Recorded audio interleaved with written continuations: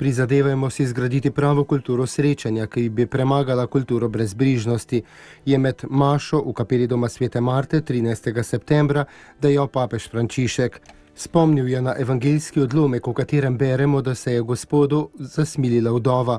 To njegovo sočutje ni enako tistemu, kar storimo, kadar na primer hodimo po ulici in zagledamo nekaj žalostnega ter rečemo škoda. Jezus gre preko tega, sočutje ga prevzame, tako se ženski približa, jo resnično sreča in potem stori čudež. V tem lahko vidimo nežnost, pa tudi rodovitnost srečanja. Sveti oče je poudaril, da je vsako srečanje rodovitno, vsako srečanje osebe in stvari postavi nazaj na njihovo mesto. Navajeni smo kulture brezbrižnosti in prizadevati si moramo ter prositi za milost, da bi oblikovali kulturo srečanja, tega rodovitnega srečanja, srečanja, ki vsaki osebi povrne njeno dostojanstvo Božjega otroka, dostojanstvo živečega.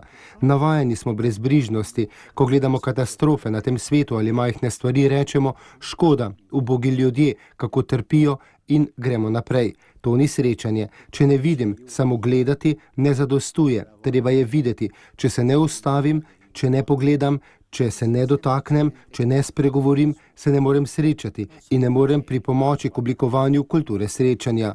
Sveti oče je v nadaljevanju še dejal, kako je ljudi obšel strah in so slavili Boga zaradi srečanja med njim in njegovim ljudstvom.